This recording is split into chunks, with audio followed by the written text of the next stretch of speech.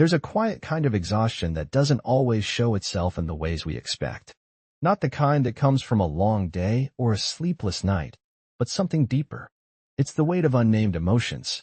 A feeling that something is unresolved, like a door left ajar in the back of your mind. You've tried to fix it, to reason with it, to shove it into a drawer and move on. But it lingers, soft as a shadow, patient as breath. The truth? Not every emotion is a riddle. Not every ache demands a cure.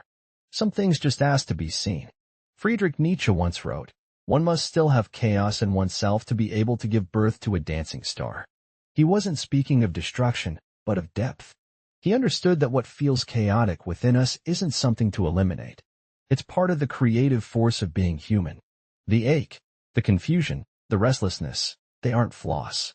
They're signals. Proof that you're alive and still unfolding. Think of it like a river. You can't stop the water from flowing, no matter how hard you try. You can build a dam, you can divert its course, but the river will always find its way. Emotions are like that. They flow through us, sometimes gently, sometimes with force. And the more we try to control them, the more they resist. What if, instead of trying to solve every emotion, we simply allowed them to be? What if we stopped seeing them as obstacles and started seeing them as messengers? This doesn't mean we ignore them or let them take over. It means we listen. We observe.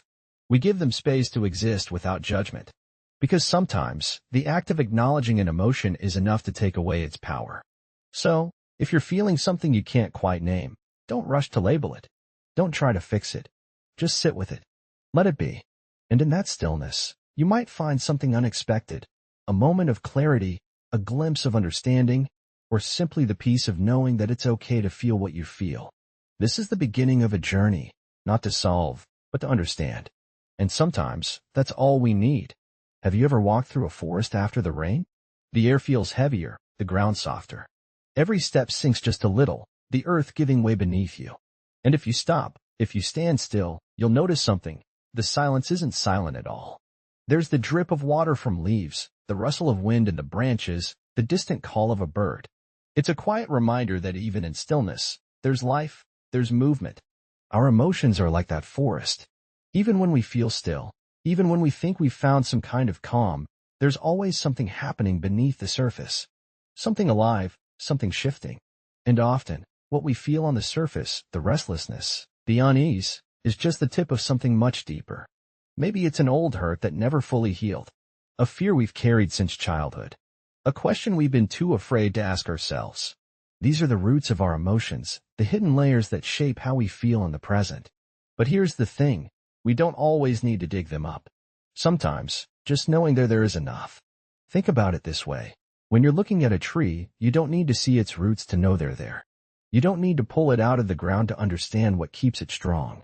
The roots are there, doing their work, whether you see them or not.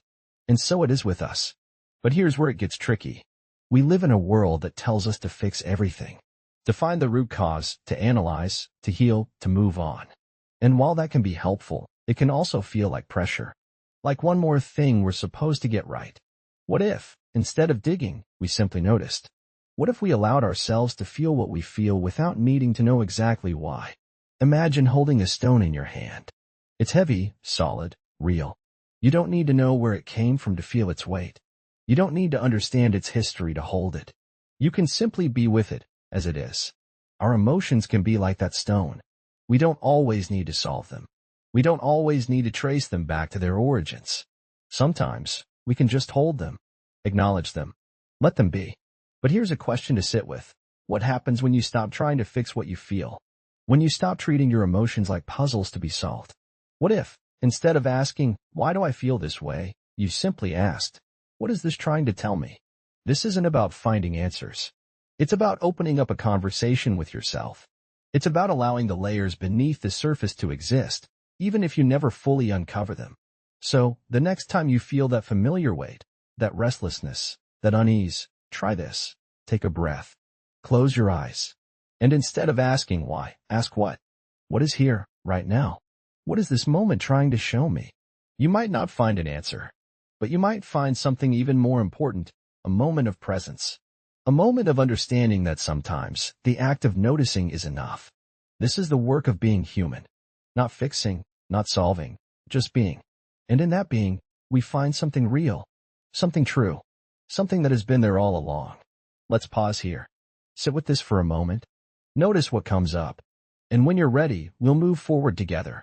There's a moment at the beach, just after a wave crashes, when the water pulls back. It's a brief pause, a stillness that feels almost sacred. The ocean seems to hold its breath, as if gathering itself for the next surge. And in that space, there's a kind of clarity, a quiet that's not empty, but full of potential. Our emotions are like those waves.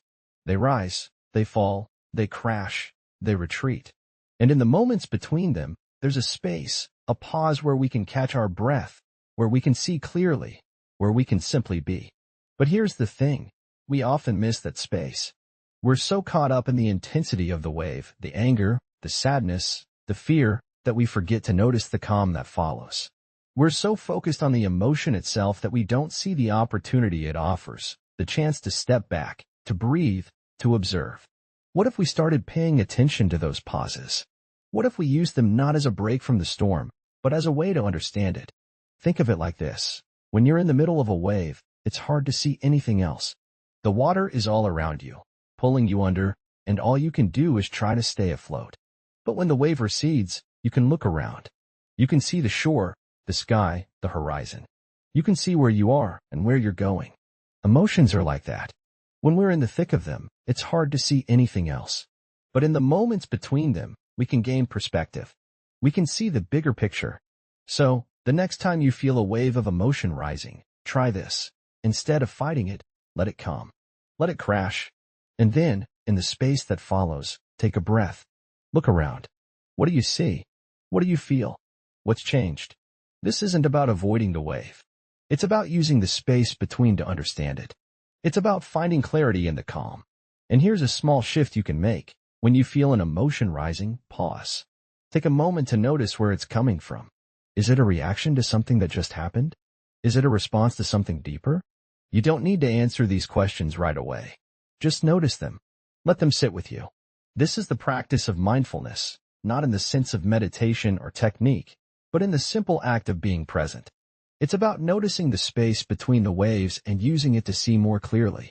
And in that clarity, you might find something unexpected, a sense of peace, a moment of understanding, a connection to something greater than yourself.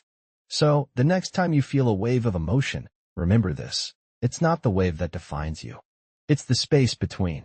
Let's take a moment to sit with this. Notice the waves in your own life. Notice the spaces between them.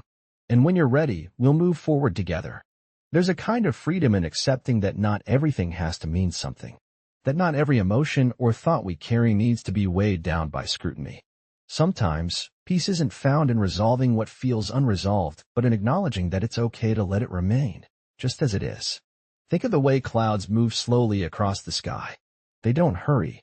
They don't struggle to define their shape or purpose. They simply drift, changing as they must, until they dissipate or merge with the horizon. Our emotions, too, have their own rhythm. They come and go, not because we force them to, but because that's their nature. Perhaps what we've been searching for all along isn't a way to fix what feels broken, but a way to stop seeing it as broken in the first place.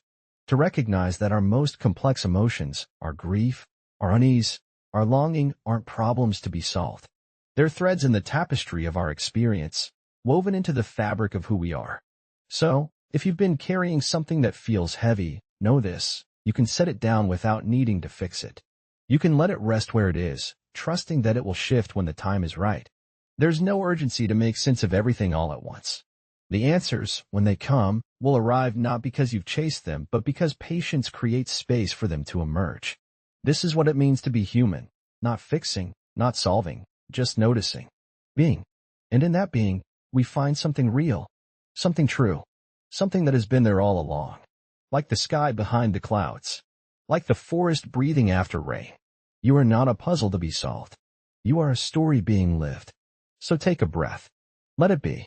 And when you're ready, step softly into whatever comes next. It doesn't need to be perfect. It just needs to be yours. The stillness was never empty.